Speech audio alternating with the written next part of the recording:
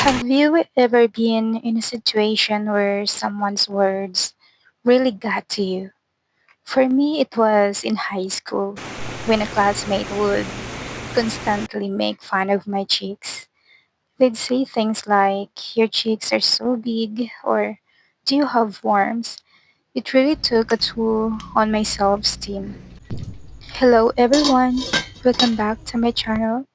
Today, I want to share with you a personal story that still resonates with me to this day.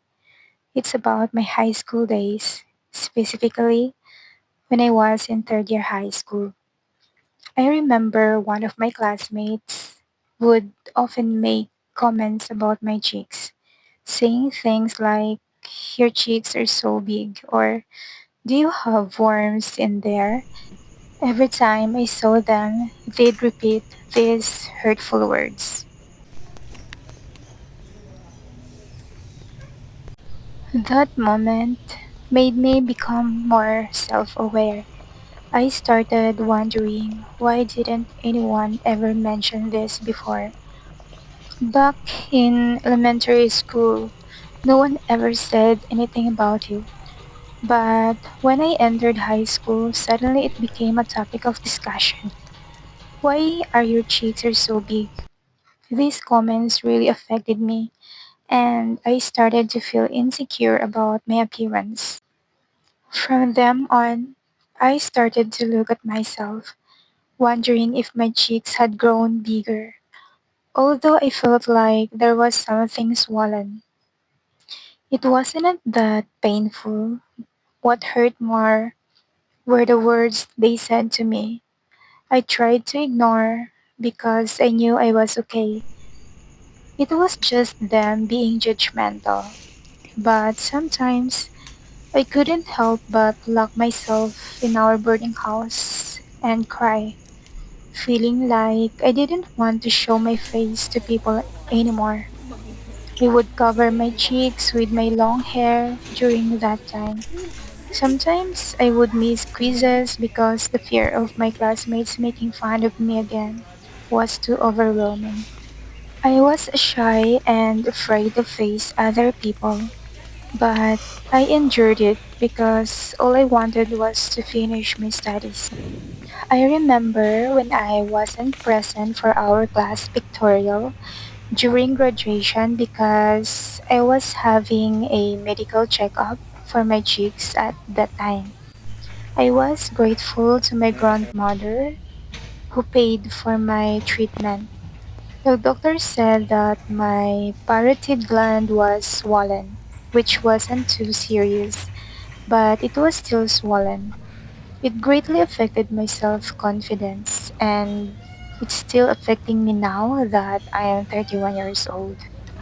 When I was in college, my grandmother supported me financially and for my treatment, and I'm so thankful to her.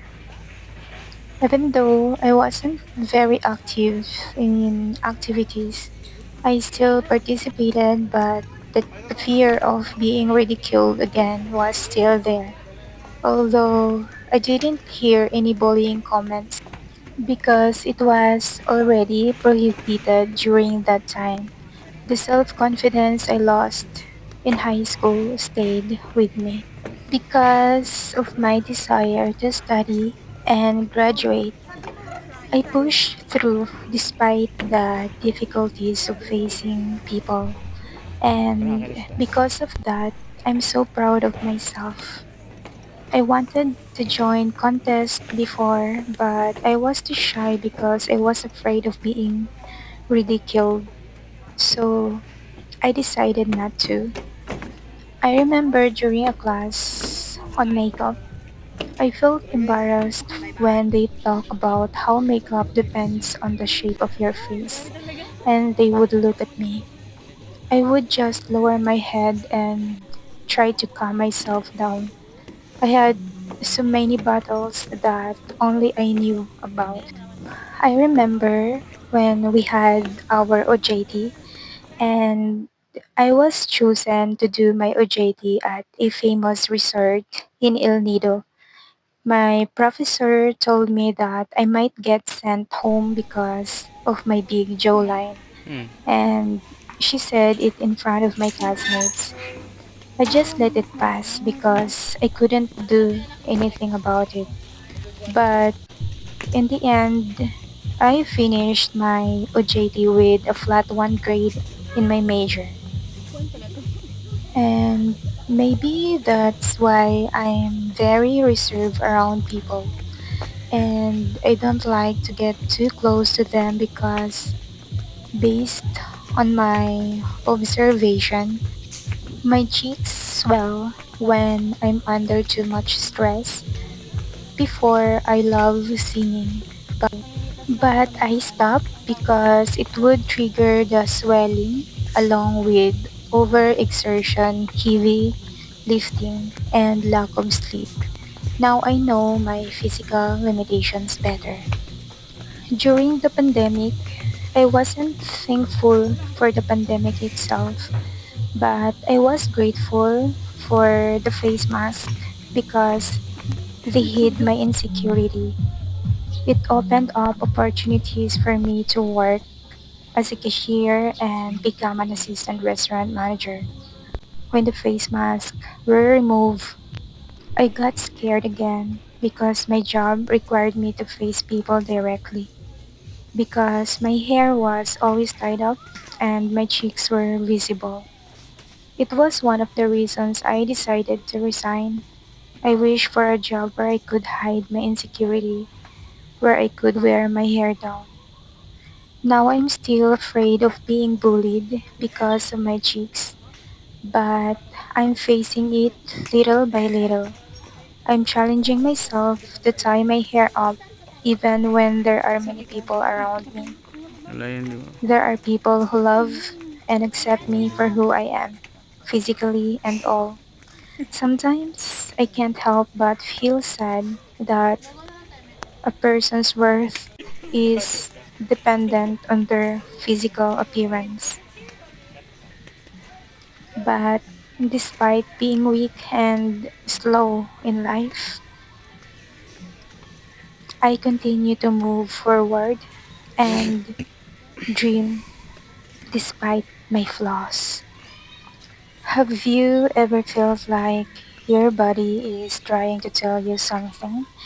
Like it's guiding you towards a certain path or purpose? I've been trying and learning to listen to my body, and it's been a game changer. For me, it's been about pursuing my dreams and passions. I've always had big aspirations and goals, but sometimes it feels like I'm not quite there yet. But my body has been telling me that I'm capable of more, that I just need to trust myself and explore my own strengths and talents. I've come to realize that my body and my insecurity is trying to guide me towards my true purpose, towards the things that I'm truly meant to do. And it's not always easy, but I am learning to trust the process and listen to my inner voice.